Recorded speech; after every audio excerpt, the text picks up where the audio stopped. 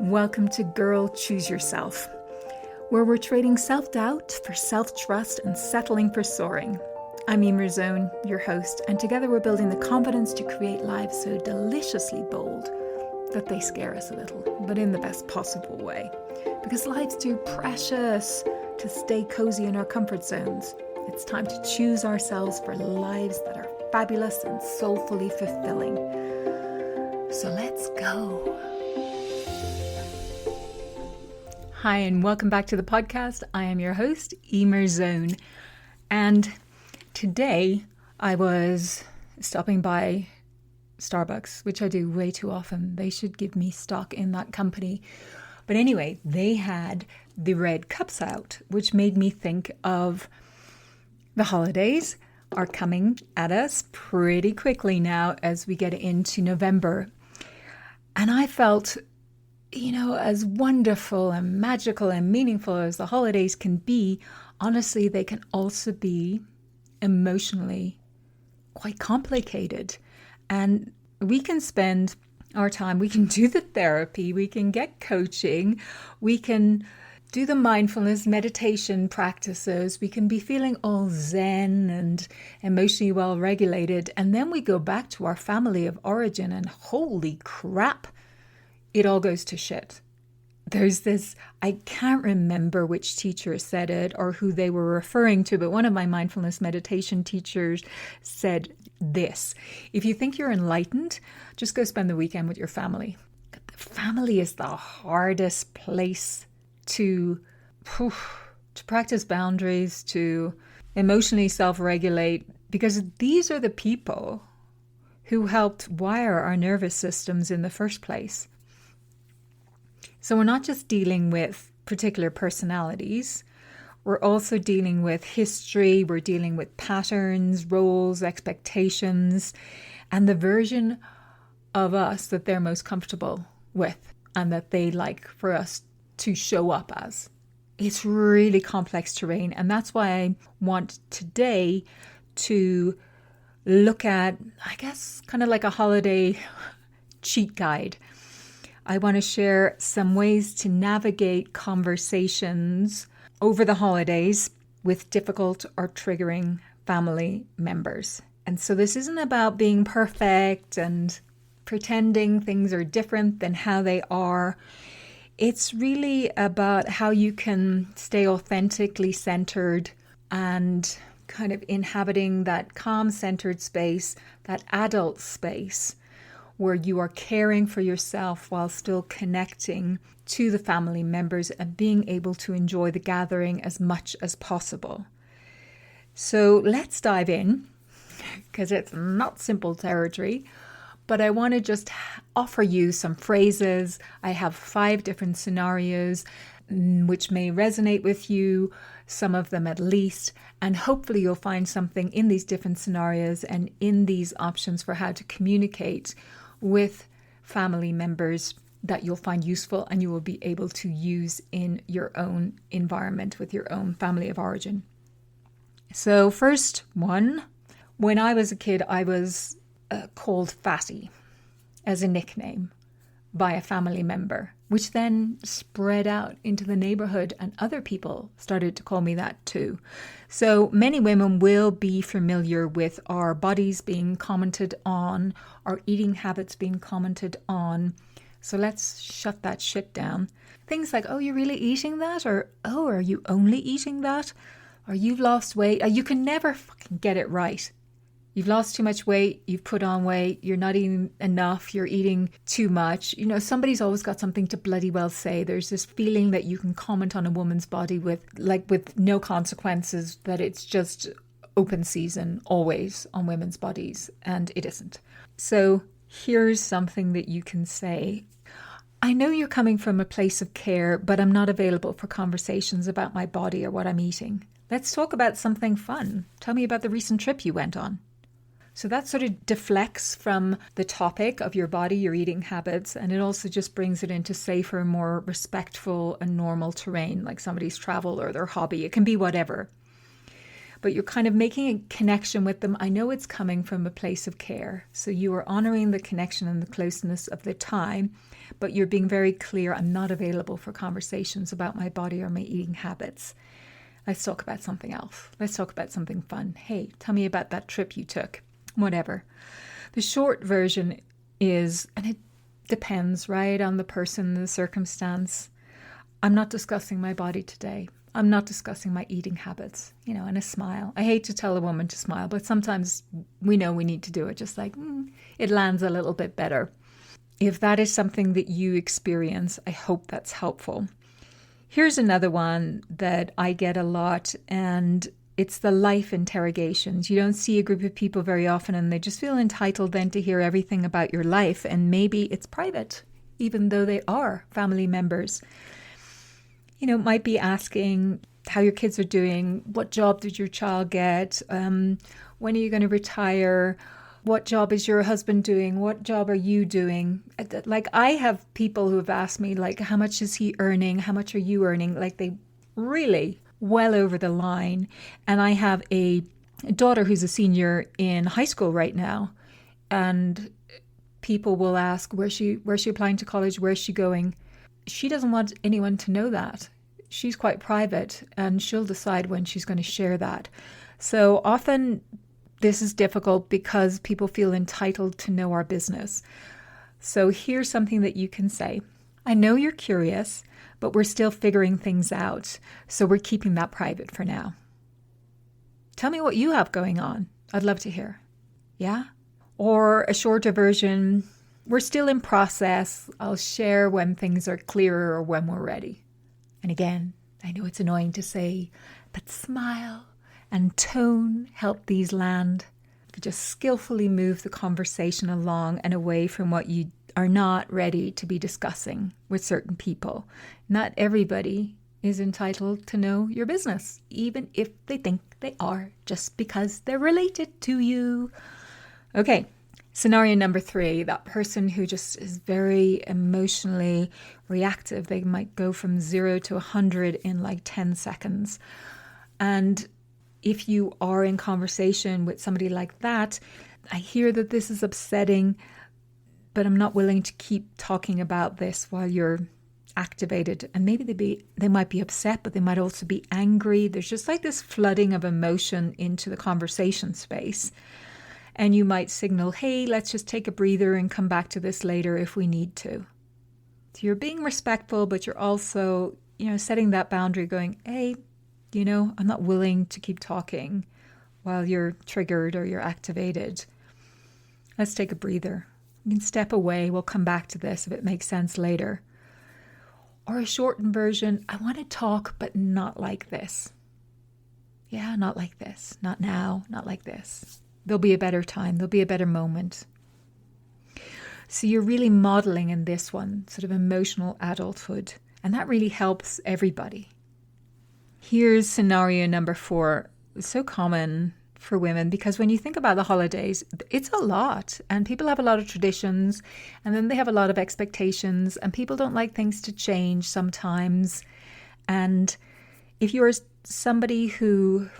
maybe you're a bit of a people pleaser, or you just have gotten into the role of being the one who always hosts the Thanksgiving or the Christmas or some special tradition that you have in your own family. And it's just a lot of labor. And maybe you've asked people before to support you and they just haven't been very forthcoming, or you just haven't asked and you've ended up with everything on top of you. And it's just very depleting. Physically, emotionally, like you're not having fun. You're just like doing it all for everybody else. It's really easy for us to fall into this role as women. Let's have a think about that. You might say something like, hey, I love being together. I love when we're all together, but I can't take on the full load this year. I can handle the hosting or providing the venue. Everyone can come over to my place, but who's going to do the other jobs? Who's going to be cooking? Who's going to be bringing the dessert? Who's going to be helping tidy up afterwards? Getting these people signed up for it rather than people just assuming it's going to be the way it always has been, or that you're going to do all the stuff. Or the short version of this is, I can do one thing, but not everything.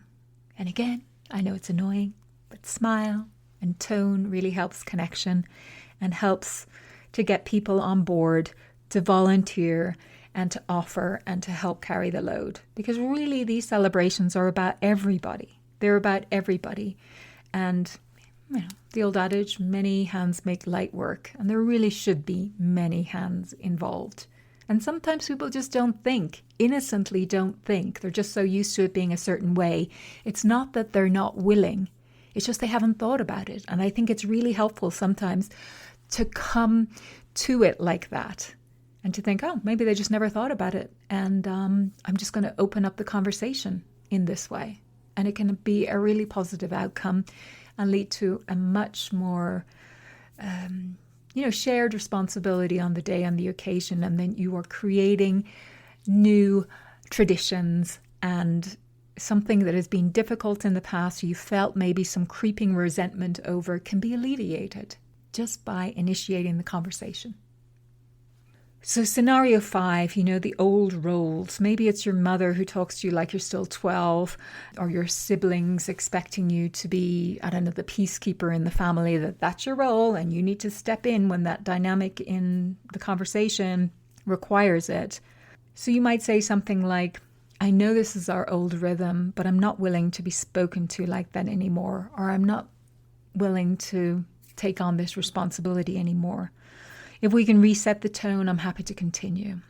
We just need to raise this as like, that doesn't work for me anymore.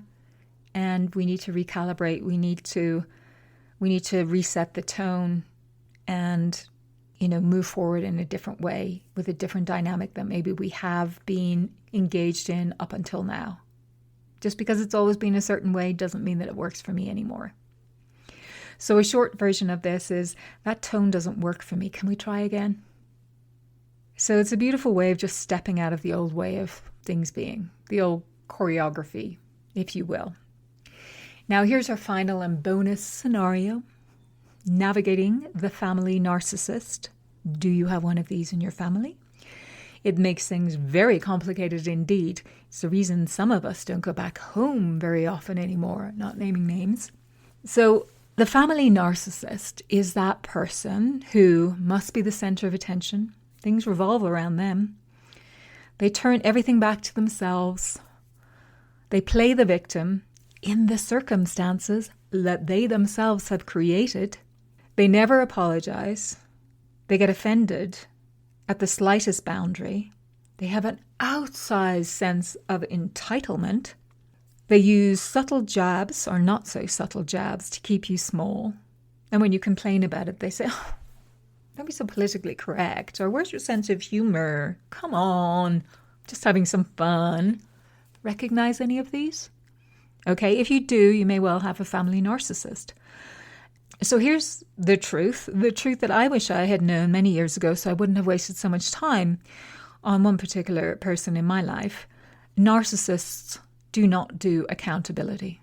They don't. Not because they won't, they just can't. It's just isn't on their radar. They don't seem to have the emotional architecture for self-reflection or repair. Nothing's ever their fault, so why on earth would they feel motivated to make any changes? We're not going to get the apology. We're not going to get the acknowledgement. We're not going to get the moment where they finally see our side and recognize their wrongdoing. It's never going to come. That mutual understanding that we're hoping for, it's never going to come. And the only person who suffers by holding on to this hope is us. So it's not a failure on our part. It's not our own inadequacy that we can't make the thing happen. It's just the nature of the dynamic, as fucking annoying as it is. That's just the way it is. So the work here is not to try harder, not to keep trying all the different angles to help, to make them see or other people see. The work is to stop looking for the emotional nourishment from a fucking empty well. We have to give it to ourselves. We have to be the source of that nourishment for ourselves. It's never, ever going to come from them. And in that way, we really reclaim our power in this situation. And we stop orienting around who we think they should be, because they ain't that person. Unfortunately, they just aren't. And we have to start choosing ourselves in this really profound way by saying, who do I choose to be in their presence? If you have to be in their presence and you choose to be in their presence. So here are some go-to scripts. When they try to pull you into drama, I hear you're upset. I'm not having this conversation. If we keep things light, I'm here. If not, I'll step away. You really need to be clear and empowered when you're communicating with them. When they make the cutting comment, I love this one. That wasn't necessary. And you might like to add, I'm going to get some air. So you deprive them of the emotional payoff by not giving them any reaction. It's almost like looking at them curiously, like, that wasn't necessary. I think I'll step away and get some air. When they demand something, because everything should always be done for them by other people, and every demand that they make is completely reasonable, and the response from you might be, I know that matters to you, but I'm not taking that on. Full stop, period, the end. Okay? When they rewrite history, because they are not operating from facts or truth, they're totally in their own fabricated story and sense of reality, which justifies their behavior. So there is no shared reality. So the response is, I'm not going back over that. Let's stay in the present. Or, we both know that we're not operating from a shared reality. So let's just stay in the present and keep things light. Something like that. It's clean, dignified, and it's emotionally sovereign. You really want to feel centered and grounded and not reactive. So just to wrap up, it's tough, the holidays, sometimes, if you're going to spend it and with family of origin or people who you haven't seen in a while or can activate you in this way. So if you feel more reactive, if you feel more sensitive, if you feel more irritable, resentful even, or if you feel like more self-doubting, it doesn't mean that you're failing and something's wrong. It means that you're human and you're operating in a complex arena, which is family relationships. And when we begin to set boundaries like this and speak our truth more clearly in these ways, it can be a little bit jarring for some people. So the win isn't perfection. It really is about staying grounded in our sovereign self for longer than we might normally do. And when we feel that it's getting a little bit too much, just stepping away and giving to ourselves what nurture and nourishment that we need so that we can be well. Our well-being is what's most important, and staying centered and true to our needs. So the invitation this year is simple. Take one of these phrases with you, or a number of them depending on your situation and what you feel that you need, and use them to keep grounded, to remind you that you get to choose how you show up. You get to choose what you share. You get to choose. And it's a profoundly powerful way of choosing yourself, is being able to set these boundaries in the most difficult terrain possible, which is our family, which is typically, often, I guess we wouldn't really expect it, but it does turn out to be that it's most difficult in our family of origin. So you're not failing. It's very normal. And it's very helpful if we take a little bit of extra time to prepare ourselves to meet these moments of challenge in that environment with a little bit more skill and a little bit more wisdom. So we really want to protect our peace. We want to honor our needs. And remember this, you don't have to go back to the old family dynamic. You get to create one that suits you and serves you. And you can do that by using some of what I've shared in this short episode today. So wishing you a great rest of your week. Look after you. You're amazing. You deserve everything. Be kind to yourself, and I'm looking forward to seeing you next time. Take care. Bye. Thanks so much for tuning into the episode this week. I hope you got a lot out of it, and if you did, please share it with somebody who you feel would benefit. And leave a review. Always greatly appreciated. Lots of free and paid resources to take things a step further. You can find those in the show notes. And hey, if nobody has told you this yet today, you are amazing, and the world is a far more beautiful place because you're here with us all. Stay cool. Bye.